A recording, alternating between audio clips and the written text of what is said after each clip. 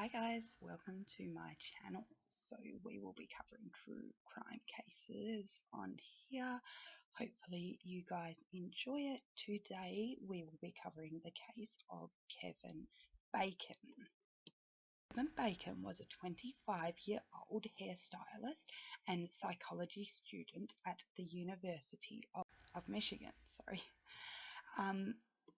Had a hummingbird tattoo in honor of his grandmother.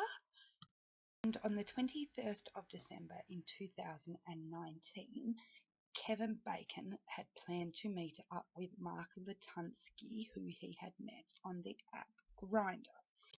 So at about 5:20 p.m. on Christmas Eve, Kevin told his friends and his roommate, Michelle Myers, that he was off to meet a man that he'd been chatting with on Grindr, but he didn't tell her where. At 6:12 p.m. he sent her a message saying that he was having fun and not to wait up. It was the last time that anyone heard from Kevin. For Kevin, what was meant to be a night of fun soon turned into his worst nightmare. Kevin failed to show up for his family's traditional Christmas breakfast. Carl Bacon, Kevin's father, called Michelle Myers to see if she knew where Kevin was. Michelle checked his room and noticed that his bed had not been slept in. There was also no sign of his car, and he wasn't answering his mobile phone, which was out of character. Kevin was reliable and a good communicator. Feeling something was very wrong, his parents contacted the Clayton Township Police. Late on Christmas Day, police pinged Kevin's cell phone and found it, along with his wallet and some clothing, in his car, which was left in a Clayton Township car park.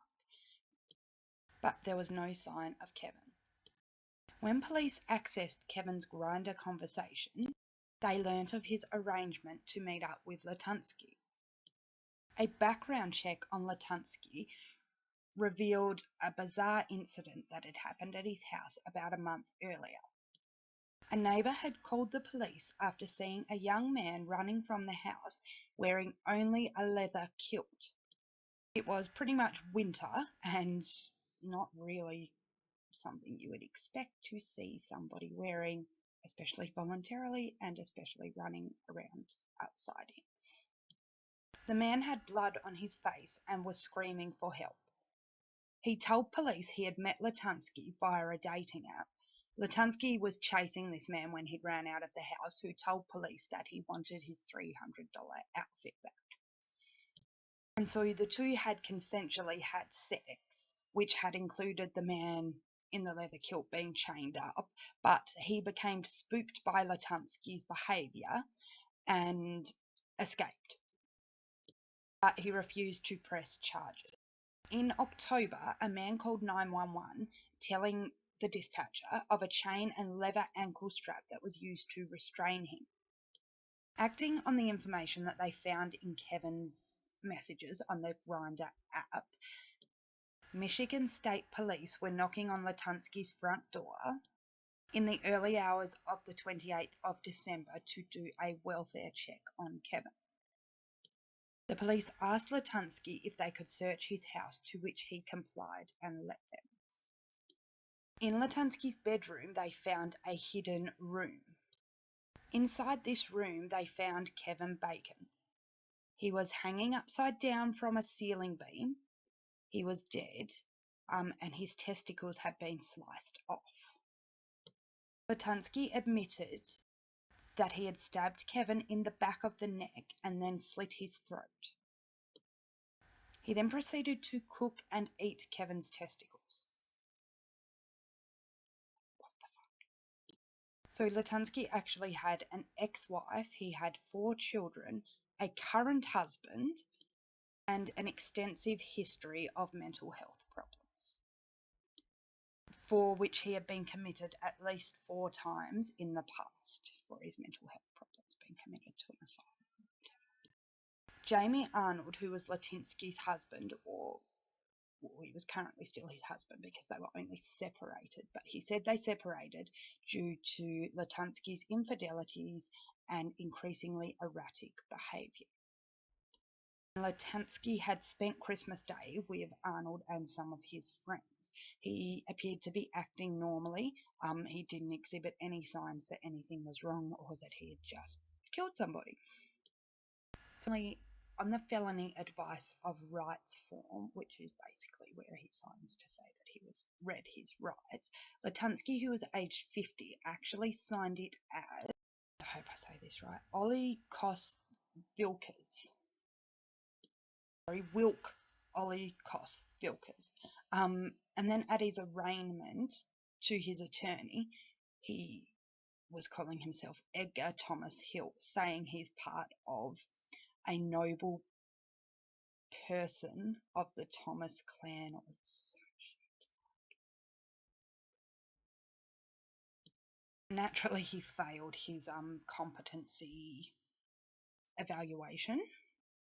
I mean, who would expect someone that's coming out with that stuff to pass that? Latunski has pleaded not guilty by reason of insanity. Surprise, surprise. His attorney, Douglas E. Cornwin Jr., I believe advised him to do so, or he's the one that's seeking it anyway. There's an actor named Kevin Bacon who actually shared a really nice message on Instagram saying, for obvious reasons, I'm thinking this morning about the friends and family of this young person, Kevin Bacon. His life was taken from him much too soon. His love was hairdressing. I bet he would have done a great job on this mess on my head. R.I.P. KB, he wrote. And Jeffree Star, who was one of Kevin's idols, tweeted on the 28th of December, I'm devastated to hear of the passing of someone from Michigan who lived their life fearlessly and was taken too soon. Jeffree Star also donated $20,000 to a GoFundMe page that was set up in Kevin's honour. The spokesperson for Grindr said that the company was heartbroken to hear about this terrible tragedy and vowed to remain fully committed to working with law enforcement in the event of any investigation. As a result of failing his competency test, District Court Judge Ward Clarkson agreed to recommendations that Latunski be referred to the State of Michigan's Forensic Center in Saline for treatment. For 160 days to 15 months, clinicians will use a combined approach of counseling, medication, and assessment to restore him to competent levels, and if deemed competent, then he will face trial. Latunski was known to stop taking his medication, I guess, to try and make it so he couldn't stand trial. A motion filed on August 22nd of that year by his former wife Emily Latunski to suspend Mark Latunski's parental rights states that he was diagnosed with major depression, paranoid schizophrenia, and traits of a personality disorder in both 2010 and 2012. Mark's former husband was not aware of any mental health issues that Mark had until he was arrested for failing to pay child support. I'm not sure when that was, but in 2013, Latunski faced kidnapping charges after allegedly failing to return his children to his wife at the prearranged time. Hearings found him incompetent to stand trial and 6 charges were dismissed. In April of 2014, though, Latunski was found competent. The 23rd of October 2020, Latunski was in court for a preliminary exam. The judge has ruled that Latunski will stand trial for the alleged killing and mutilation of Kevin Bacon. Michigan State Police Department Sergeant James Moore took the stand and described the scene. He said that in the messages between Bacon and Latunski on the dating app Grindr, Bacon asked for assurance that the encounter would be safe. Moore went on to say that Latunski stated in an interview that he stabbed Bacon in the back of the neck, then slit his throat because, quote, he didn't want him to suffer. Moore said that Latunski then stated he cooked and ate his testicles and planned on turning his skeleton into bone meal for planting and dehydrating his muscles into jerky. Latunski was arraigned on the following charges, concluding the preliminary exam: 1 count of open murder, punishable by up to life in prison; 1 count of mutilation of a dead body, up to 10 years in prison and or a $5,000 fine. Latunski is currently being held with no bond. But as of yet, Latunski has not been sentenced. Thank you guys so much for listening today. Sorry that it's not great yet. I'm so not used to looking at myself in a webcam. That's why I keep sort of looking away and looking at my notes. Yeah, but thank you for listening.